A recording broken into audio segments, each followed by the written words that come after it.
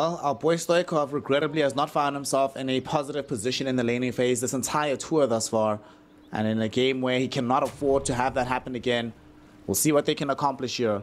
PuckChamp, of course, they are also in search of their first series win here in the DPC. They haven't won just yet. They've taken the second game so far in the tour, but there's still more to come. Alright, good stuff so far as they force low skill to go level 1 blink. Otherwise, he gets himself brought down. I mean, that's at least nice, right? At least for the first couple of waves, you have guaranteed that Ade on this Doombringer is going to be having a good time for the first little bit of time. So this does, ironically enough, make the game way better than it would have been otherwise. Yep, and that is a perfect example, ladies and gentlemen, is why you don't skill until you know exactly what you need, especially on heroes that have mobility spells, because sometimes you can kind of just get caught out. So either way, I think that is kind of what you said, right? It's a small victory for Ivy. Means that the first couple of crit waves that Ade can just play around the crit wave, he's going to lose all his mana as soon as low skill gets towards that level 2. So it's not like it's going to be the craziest thing for him, but it just means he's going to have a little raw peep early on. But look at bottom, Sweden's strong. Yes, he's trying to get some damage out, but I think they're just trying to zone out to make sure that Laze has as best positioning in the lane as humanly possible. This is 2 games in a row that we have seen some shenanigans happening on this side of the map. Last time out, it was the side of Ivy that tried to do something cool. This time it's going to be PuckChamp. They fail at doing so, but honestly, who cares, dude? You're just playing Nature's Prophet. You're playing into Troll. You know that the Clockwork is just going to be chasing the Silencer around, so it's probably just going to be a farm fest on this bottom side of the map. Yeah, as long as you're, just playing around with your treants and all that kind of stuff, you should be a-okay here for Laze as well as Zani. So that's why, I agree with you when we're talking about the draft where, the Troll and the Doom are the 2 kind of picks in this draft. But I'm like, yeah, they've got good ideas behind them, right? Like, they have some strong lanes, they can scale. The carry-to-carry matchup is relatively okay for the Troll Warlord, especially once you get towards that, like, Basher kind of momentum that Control Warlord can have a little bit later on. If he pops the ulti, the battle trance, the enemy mage will just die if he finds the real one. So that just means that maybe the Doom can go on somebody else for Ade. But they, again, still need these first 5-10 minutes to go relatively well for them. If Ivy can have a stable safe lane, then Stoichkov gets a first power in, rotates towards the top, gets a kill on a low skill, then that really blows the map open for Ivy. But again, they still just need to prove me wrong from game number 1. You do see low skill in the top lane as well, has queued up this Vanguard Wraith Band. So he's going to go for the Vanguard first and then make the decision thereafter, which seems to be the contemporary build for all anti-mages. You don't rush either the Rads nor the Battle Fury. Just go Vanguard, then make your decisions once you have more information about the game. Did see some harassing going between Kidaro and Cube right now, but this Enchantress should be able to live perfectly a-okay. On the other side of the map, Gem Vincenzo, you're taking the regular amount of harass you expect to from a Clockwork. Should be able to reach the tier 1 tower. On the bright side from game number 1, I do not anticipate Ivy bleeding heroes at anything resembling the rate they did in game 1. Like you mentioned, the lanes are way stronger this time around. And also PuckChamp, their timings are a little bit later than they were in game 1, right? They're not playing as fast of a lineup, so there's no impetus for them to try and force the game in the laning phase. Yeah, exactly. And also, these first couple of waves as well have not gone as staggeringly bad as what they did in game number 1 for Ivy.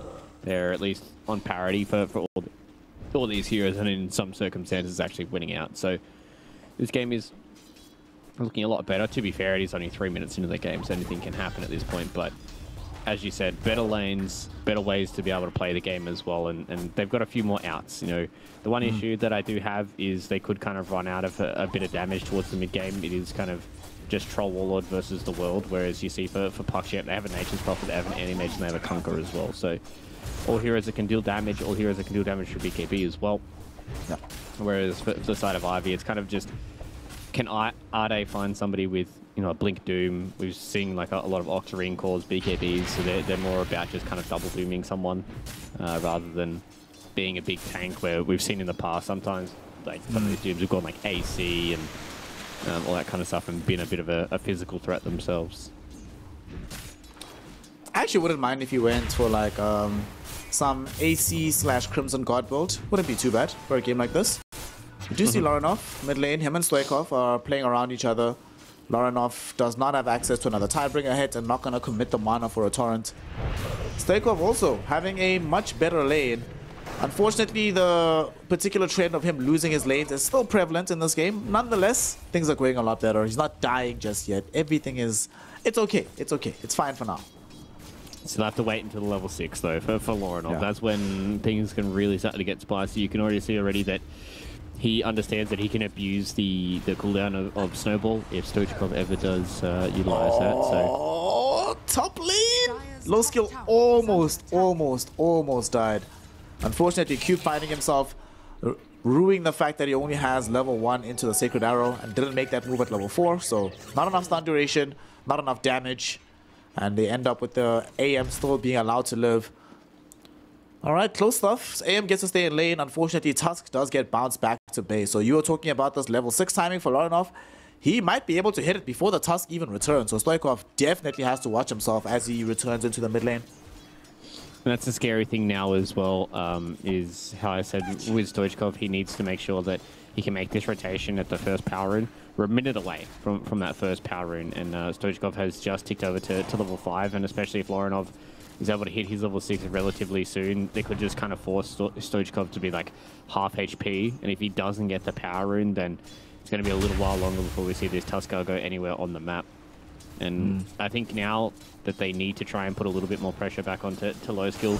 He was falling quite far behind to Ade on the CS charts. He still is about 10 CS behind him. So if you're able to put more pressure onto the anti-mage, your Troll Warlord, who's doing really, really well for himself in this bottom side of the map, is just going to be able to continue to snowball and try and stay ahead of the anti-mage, because you want that when you have the single core. You want to make sure that your core is a little bit further ahead than what we've seen in these previous games. But Stoichkov is getting ganked.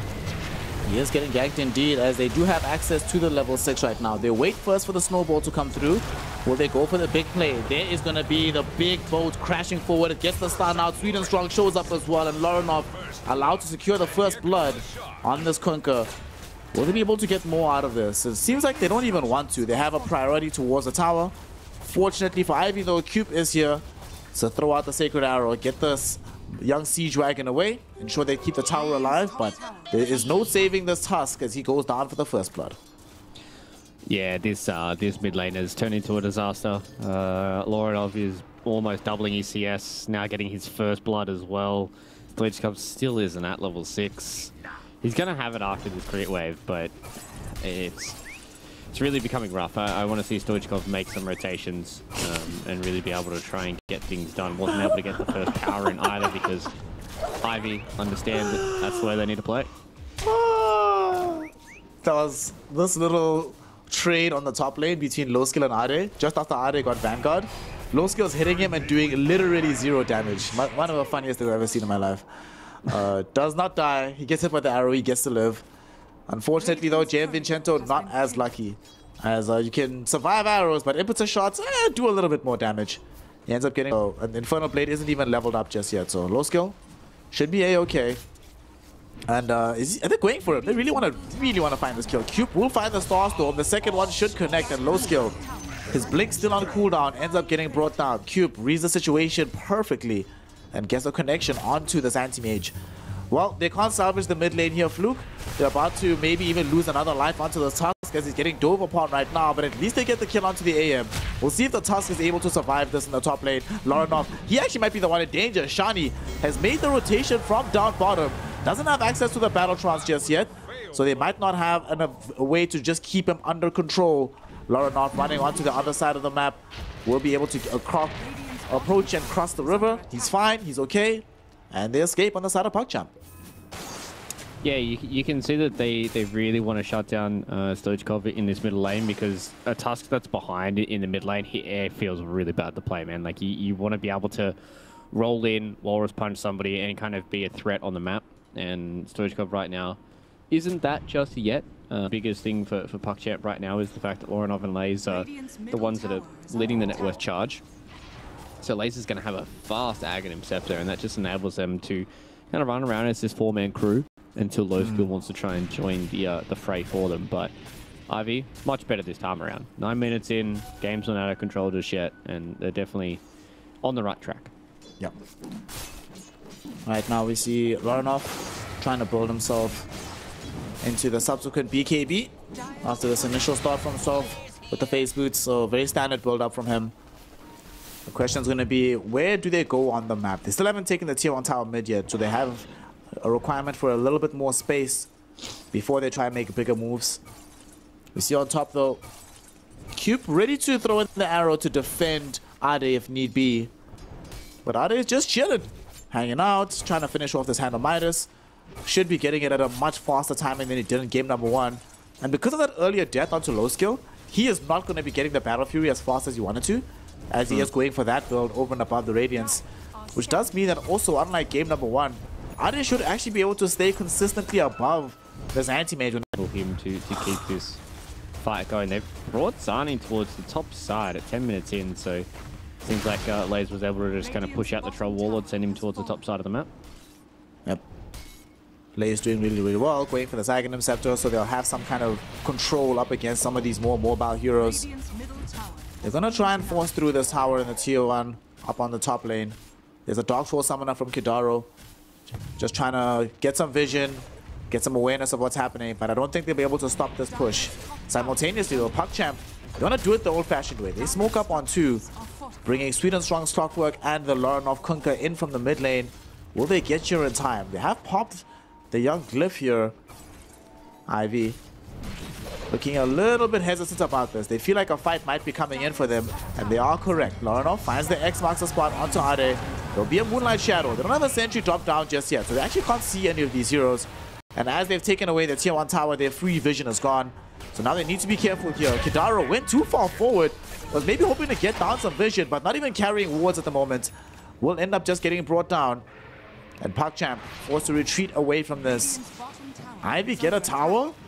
Ivy get to keep more farm onto Shani. Ivy get a kill. It's starting to maybe work out for them. Hopefully if they can keep Cube alive, and they do manage to do so with a young leap before the Clockwork is able to snag him inside the cogs. Alright, this is a very successful last 90 seconds here for the side of Ivy Flu. Yeah, I think PuckChamp just kind of jumping the gun.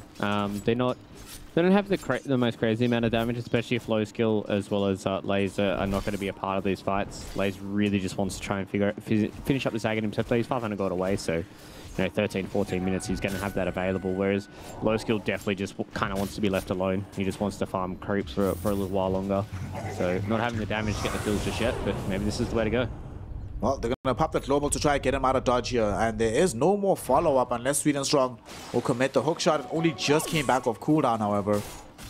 Alright, well, it does. One of the things we spoke about in the draft is their relative lack of difficulty, or lack of ability rather, on the side of Ivy to easily engage these fights.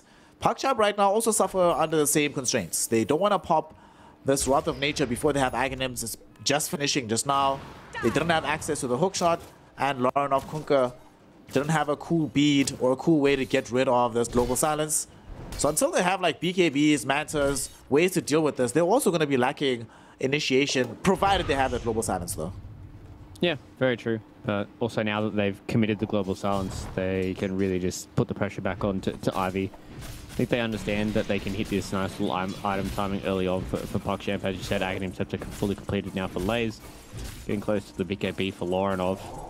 So maybe that might be time for them to go and catch people out. It is going to be hard for them to kill a lot of these heroes. Like Tusk is a pretty tanky hero. Doom's going to be a tanky hero.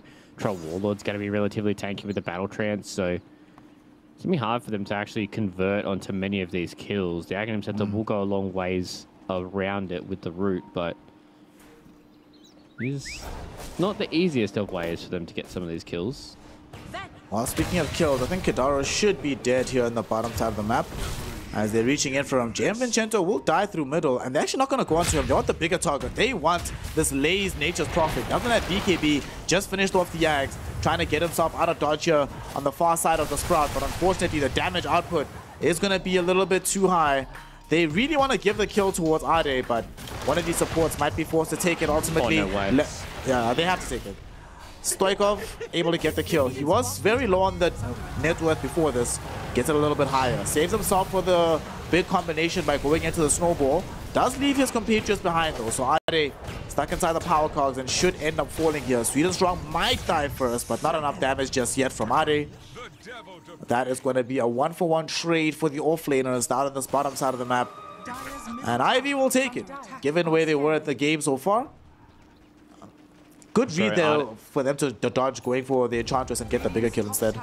Ade walked into the torrent and the boat combination. felt so bad. He could have just waited, but Kadaro? Okay. Hey. Eventually the fish punch comes through and gets rid of him. So Kadaro staying a little bit too long in the bottom side. And yeah, but both these two drafts are definitely just having issues with catching people out and killing them. So this could kind of just be a bit of an arms race between Zani as well as Low Skill. Who's able to commit to these fights a little bit earlier. Obviously, the Troll's going to be a little bit more favored in that because he's already hit his Battle Fury timing, so he probably should be starting to take a lead very, very soon. Sweet and Strong. Sweet and Strong is going to end up dying. Almost killed J. Vincento. Brought him down to 23 HP. Ultimately not good enough though. And Ivy, the more they punish these small moves, the important thing for me isn't the fact that they keep getting some of these pick-off kills, keep stopping the aggression from PuckChamp. Is that a lot of the times, Shani is either involved in that fight where he gets a kill, he's done so twice, or is given space to be able to farm. And he's opening up the gap between himself and the anti-mage, especially considering that AM still doesn't have his own Battle Fury just yet. Only gonna get it now.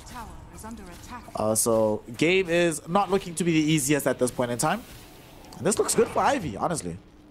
Yeah. They're in definitely a good spot right now.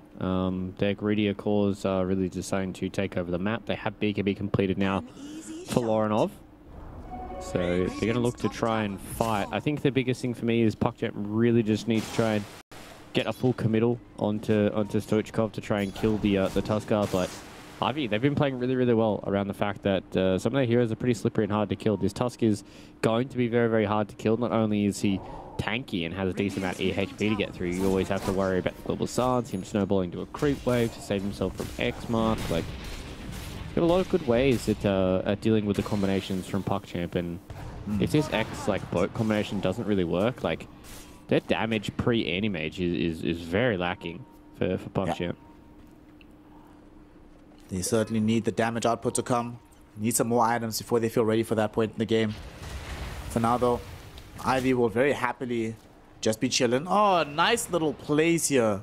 The Sato Tormentor taken by Kidaro blocks the Ancient Camp, so that's going to deny some farm away from this Troll. Just has to content himself with a large camp instead. But he is getting closer towards BKB, and at the same time, they just got a Blink Dagger for Stoichkov. You were talking in the draft about how much pressure there is on Stoichkov. Ida is going to be alleviating that pressure on himself by just going for the auras. So it literally is all on Stoichkov. So we'll see how this Blink Dagger pans out for him.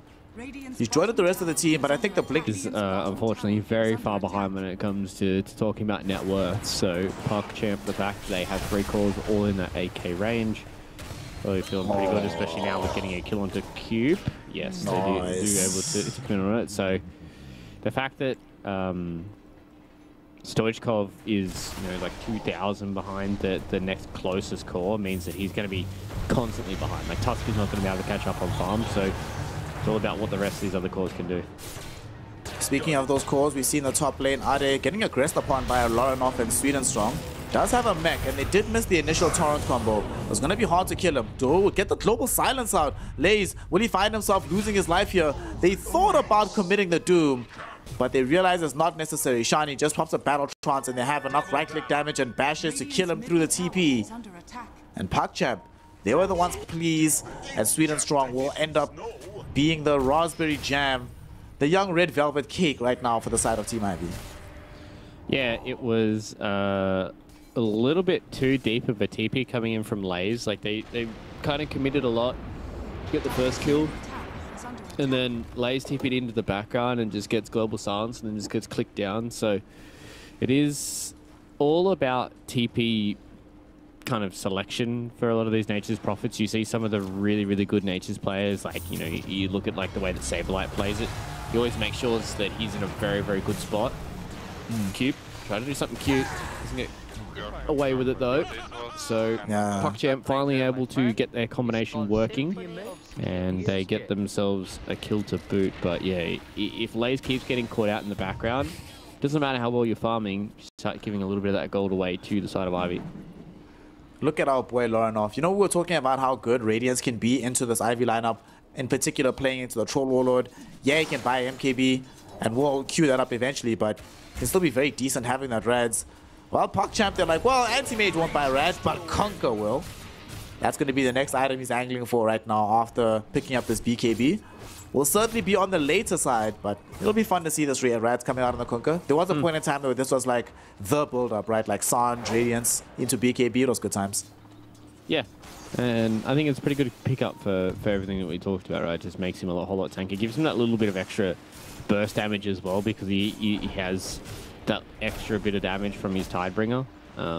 So at the end of the day, I do like the build-up. I would like to see Lay's transition into a right clicking core as well. You know, BKB plus something along the lines of like a Glepnir Hex build could be really nice. Maybe even a Silver Edge for them. Because I think if they come in with 3 cores transitioning, and you've got for the side of Ivy, you've got Ade who's going for this like Greaves build, and Stoichkov is very, very far behind, that you can kind of just come into the mid game with 3 cores that have BKBs and, you know, maybe 1 or 2 damage items, and it's going to be really all on Zani to see what he can do on a Troll Warlord to try and carry the game.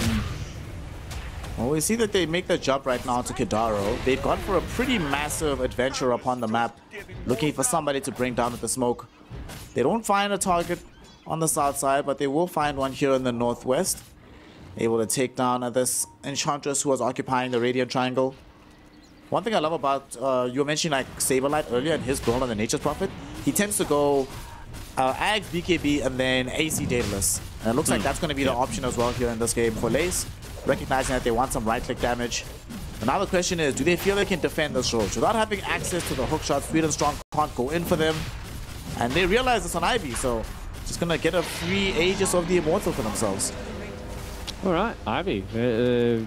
Just understanding how to play this matchup, right? Like, but at least they get the free kill on the Clockwork. Although now, Kidaro? There's a bash, not even needing an ensnare. They just get the heads-up kill thanks to the Lost Word triggering at the end there. That was... Surely the Enchantress knew that there were probably heroes occupying the high ground here.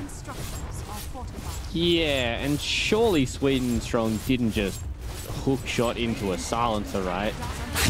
when he knew that he had 4 staff and he didn't see anybody else on the map. I don't know, the way PuckChamp have been playing these last... He still have an Aegis on Shani, and he still has BKB as well. So this is not an easy target by any stretch of the imagination. The hookshot does come out. Will he be able to trigger off the Battle Trance? Doesn't even need it just yet. Will end up dying for the first life. They buy back on the Clockwork. Ade, no mana to be able to throw out the Doom. Big mana void coming in. It's going to damage the Troll as well. Troll forced to go into the Battle Trance right now. He's in the Rage form, but here comes Stoichkov, ensuring with the stun that they can bring down this Conquer. Now they turn targets. They want Lays. Is there a bash? You bet there is. A bash and an ensnare. They ensure that the Nature's Prophet can go nowhere. Low skill. He gets first hit bashed by the Troll Warlord. He needs to run away right now. The Snowball was back online in a moment, but they're not going to pursue him. They allow him to flee. And although they do get away the Aegis of the Immortal, it cost them 4 heroes to do so here, Fluke. They buy back on Clockwork, and they still can't win the team fight in its entirety. Yeah, there was no BKB being popped by Conquer. There was no like help from the 4 staffs. There was not really much. They can really abuse this Troll Warlord, especially when they can just drop a tree in front of his face and just mean that this Battle Trance becomes basically useless. Also, Low Skill is very, very scared. Even once the Doom was dead, I thought maybe he was just waiting until the Doom's either used or dead, then he goes in and tries to fully commit and get a few kills. But yeah, Low Skill's playing really scared, so PuckChamp just not able to abuse the fact that Zani was caught out, had no Aegis, and had already popped the Battle Trance inside of the trees. So he's starting to slowly dip towards Ivy this time around. But yeah, PuckChamp are just not making the correct decisions, I feel like, in these last couple of engagements. So now with Kidara just getting caught out again, makes it a lot harder for PuckChamp. Super dead. You can try, mates. Untouchable will make sure that this takes a lot longer than it should be otherwise, but Johnny loses patience. Just past Battle Trance. You know, if there's ever a time, like, you know, you've spoken a lot about how you feel this spell needs a major rework. If there's ever a time it's acceptable to pop for Battle Trance, it's when you're just solo chasing Enchantress. That feels pretty good. Yeah, very true. I did like that. I think it was a good way for him to say, all right, enough shenanigans. I don't want to... Because the thing is like the whole reason why Enchantress is so strong is sometimes you just spend too much time trying to deal with Untouchable that you completely forget that you've spent 45 seconds chasing a hero, and then 3 of her teammates come around and then gank you and you go, I kind of done goofed a little bit. So Zani just says, let's go, let's turn this one off, and we'll start to get it done. They do put a lot of pressure onto the T3 tower in the bottom side of the map, but... You know, PuckChamp, they're just kind of waiting for a few more of the items to come up. We do have an Aghanim Scepter being picked up here now, so the Blink Fragment.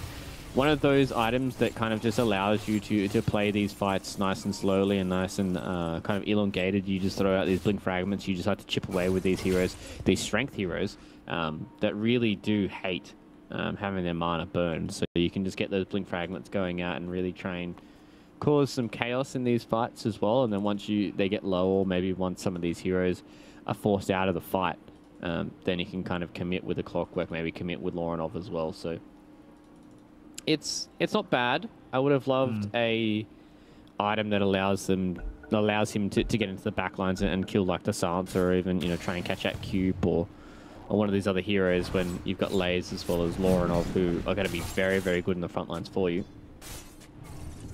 So, speaking of Lorinov, see how PuckChamp play around with this.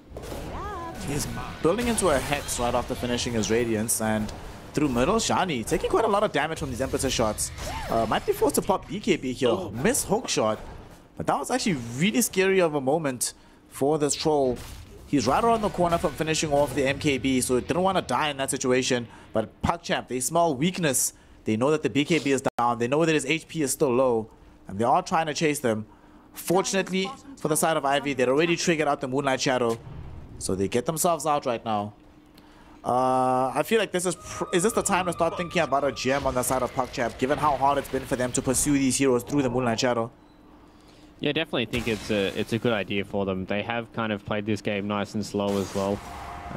It also enables them to kind of just get a bit of control back over the jungle, because they have kind of lost that identity themselves. Laser's done a good job of trying to push out this top lane, but they've only really had control of bottom.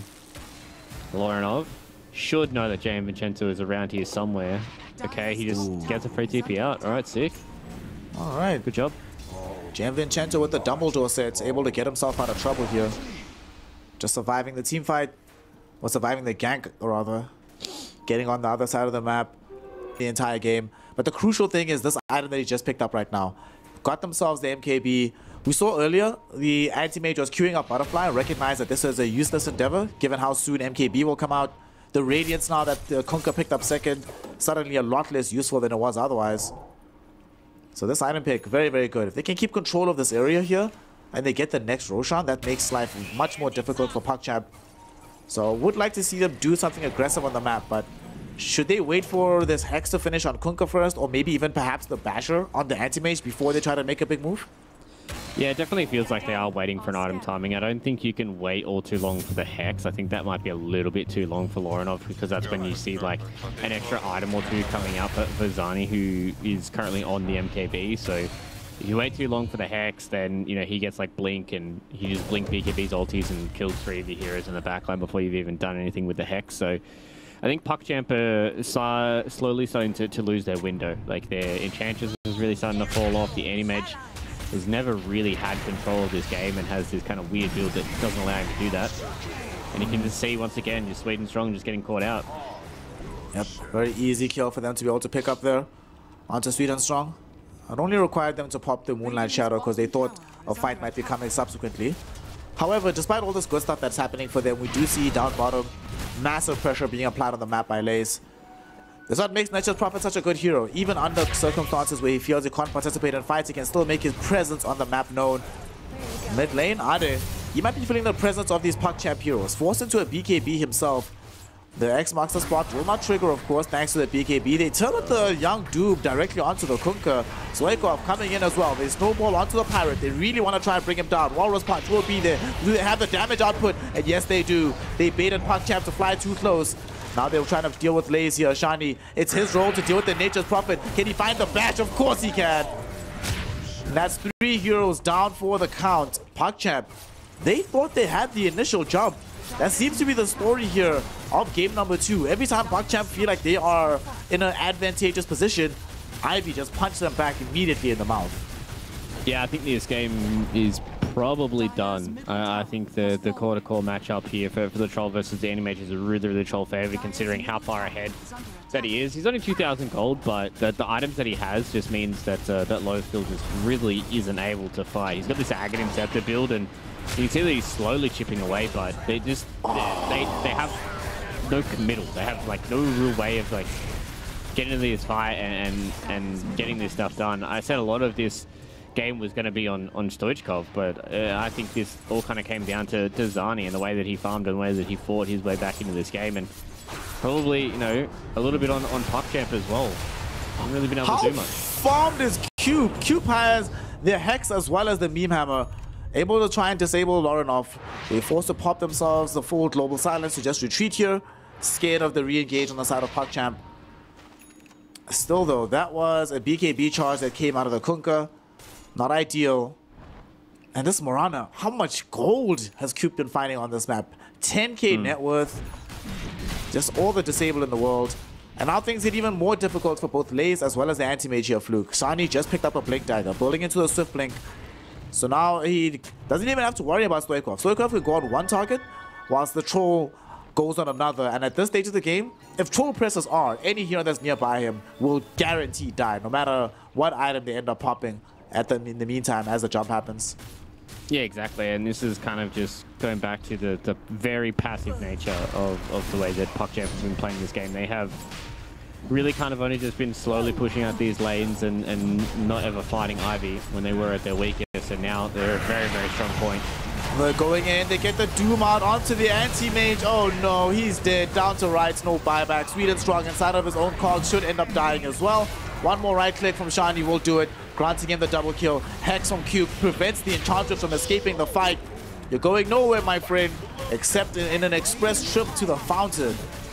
3 heroes fall. A Roshan with an Aghanim shot will go down as well. And Ivy, is there nothing on this map they will not claim? They are making this game look nowhere near close. And soon, here, Fluke, they might be barreling down onto their first win so far in the DPC. Yeah, I mean, they're definitely in a really good spot here. I'd imagine that the Dota Plus win probability, yeah, 91% for Ivy. So it is very much at a moment here where Ivy kind of have the game in their hands. I mean, PuckChamp, they did a good job at shutting down one of the heroes that they needed to in Stoichkov's task, but they just didn't. Once it got to like 15-20 minutes and the lanes kind of dissolved, like maybe it was off the back of low skill not really having the best game, but they have just not connected with each other at all. They, you know, they've just had people all over the map, people trying to make things happen by themselves, like Sweden Strong, like hookshotting into a silencer by himself when he sees nobody on the map, just getting killed after killed. And yeah, just, I mean, PuckChamp just haven't really been able to do much. And it's kind of surprising considering the stark difference that we saw from game number 1, where Dewa just doesn't have a good way of dealing with the Hex coming out as well and low skill.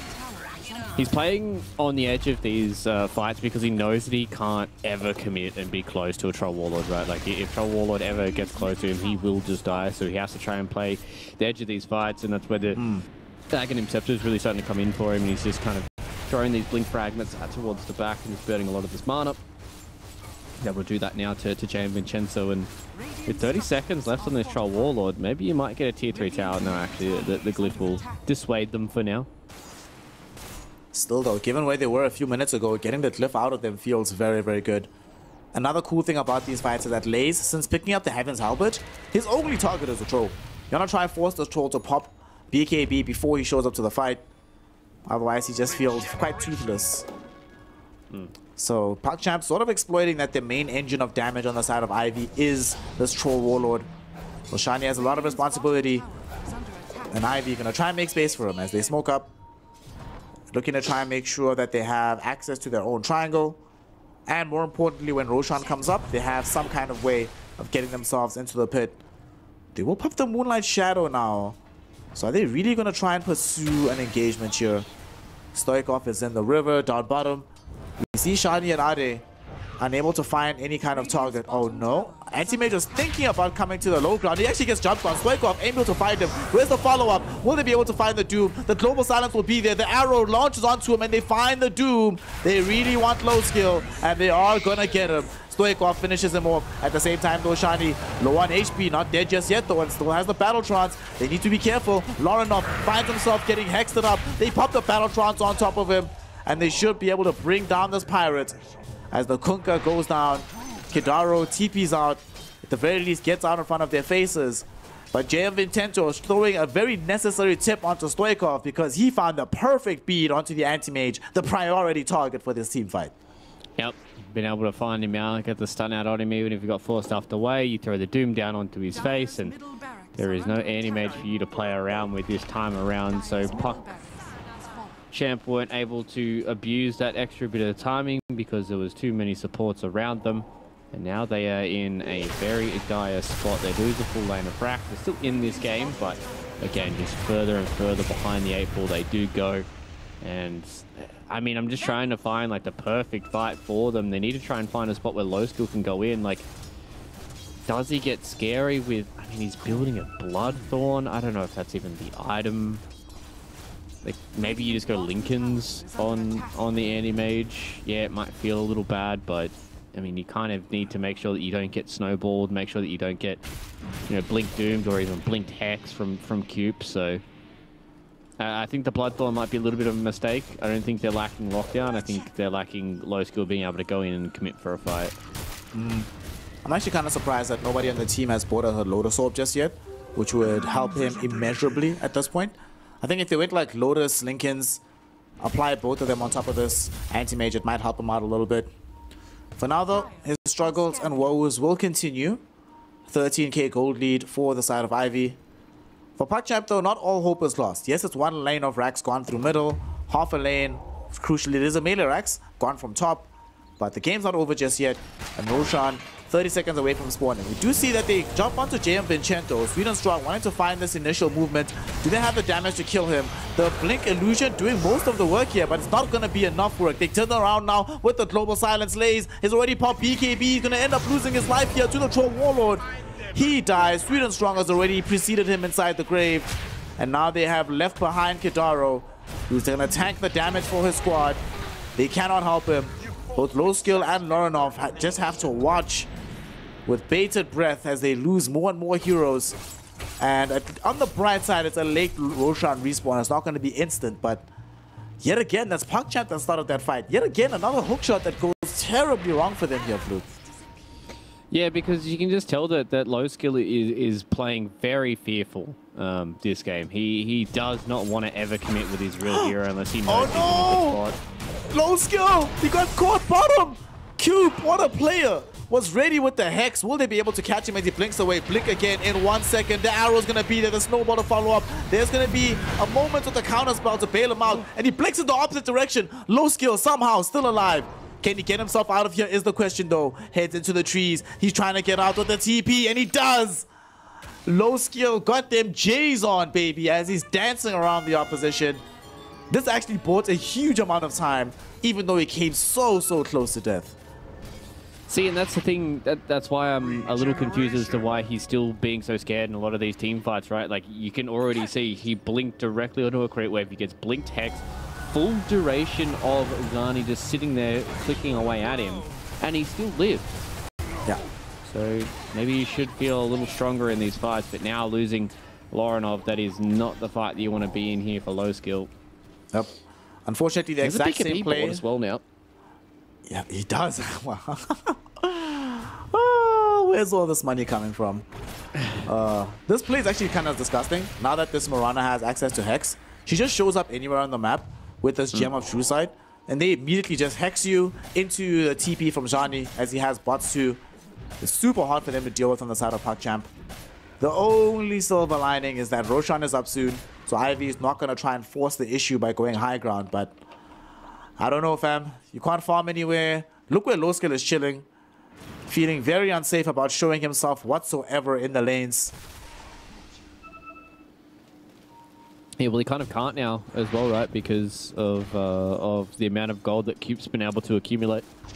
He is just a killing threat. It's kind of, you know, it feels like when you're playing up against like a Clinks that's like super fed, right? Like where you're just playing on these lanes and you know that you can't overstep too much because all it takes is him coming out of invis and hexing you and you just die. So low skill just playing this nice and slow. Still not sure why he hasn't just gone for the Lincolns. I know it does kind of suck that you have to build it, but at least allows you to have that little bit of outplay with certain things. It's not the end all and be all because, you know, Arde does have the Aghanim scepter build up for himself now, but it at least means that you can play against this Hex. And now with the Aegis being picked up, there's bots 2 on Zani. I'm not sure if I've ever seen that before, you know, completing all your other items, but here's what it is. Feels very good to be on the side of Ivy right now. And I actually can't believe that was an Aghanim Scepter from Roshan. Like, come on, really? Double Doom, whatever, but Ade now has double Doom plus his double Axe Doom. A little bit ridiculous. As they're going on the hunt right now on the side of Ivy. Unable to find anybody hiding on this side of the map just yet. As they had TP'd out prior to this. Lays aware that this gank was coming, got himself out of dodge. Regrettably though, it does mean that they're yet again playing very, very scared. I mean, look at this. Like, Nature's Prophet, because of the threat of... Like, he doesn't feel safe being on the map, right? So, he's just gonna TP into one place, summon treants, and just get the hell out of there. They can't play with the Conquer either. He just goes in with X marks, gets back. Low skill just has to blink back into the base all the time. Man, the fear that is emerging right now on the side of PuckChamp. But it's justified fear, right? These heroes, Shani especially, is just way too strong. Yeah.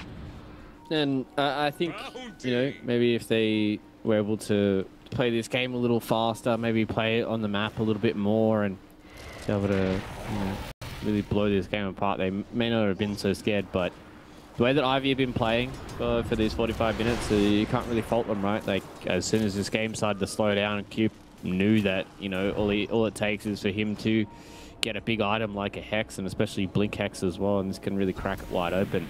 Stoichkov's really been able to come back into this game as well. We were touching on the game that, you know, during the early stages, Stoichkov was well and truly at the bottom of all the cores, and now he's at least been able to take over his counterpart in Loranov, but he still is close to a lot of the cores coming in from Ivy, whereas you look at his cores and how much they are now starting to really streak away from anything that PuckChamp are doing. Fluke, explain to me how Mirana got level 25 before Doom. And she's now going to use that 25 to connect onto Laze, and Laze is dead. Alright, wait, let's see. She's 3... I mean, no, look, she's 3-2 and 21. He is 6-3 and 18. So they have similar KDAs. Where did all this experience come from? And he has a Midas as well. Right? That's why I'm so confused. I don't know. Maybe he was involved in a kill with a hero that was much higher level than him. So like maybe Doom's kills weren't as like disparative with the levels. I see what you mean. Well, they pop the global silence down bottom as they do remove the final tier 3 tower from play. Shani has expended his entire mana pool, but does still have access to BKB and Aegis Battle Trance. So you kill Aegis life 1, but BKB Trance for life 2. Shani will just casually take away the melee racks down bottom. The illusions from the anti-mage doing quite a number onto Shani. Good job getting off the invis with the Glimmer Cape, otherwise those impetus shots would also have been a huge problem. And there, the triple arrow. One of them connects onto Loranov, but they do manage to find a young Force-Staff onto him. Ade went in with the Doom play, and they don't find anybody. Good Force-Staff usage coming in from PuckChamp. And they bought enough time that Laze is about to return into the fray. Stoikov gonna get hit with the boat. Force-Staff now will get him out of safety, and now the gate coming in with Shani. They will burst down Kidaro's Enchantress. No buyback available for the Bambi. A full lane of racks has been taken. Will PuckChamp be able to do anything about this? Moonlight Shadow does come out. There's going to be a bash going in onto Anti-Mage. There's Ade with the AoE Doom onto the Anti-Mage. Anti-Mage is going to die. Does have buyback though. Returning into the fray. Lace with BKB active. They find the Sprouts onto this Doombringer. Able to eat himself away right now. They drag him back with the Clips. Or with the X-Marks rather. Meteor Hammer. Not going to connect just yet. They jump in. BKB being popped by Shani now. Finding Lace on the end of the fight. Will be able to kill him. No buyback for the Nature's Prophet. Low Skill finding himself completely isolated on the forefront of this fight. His BKB is down. Laurenov's BKB is not available. And this game feels like it might just be over. And indeed it is. GG, well played is called. PuckChamp throwing the towel. And for the first time in this entire tour, Ivy get a game win. And both of these squads get a chance to go to game 3.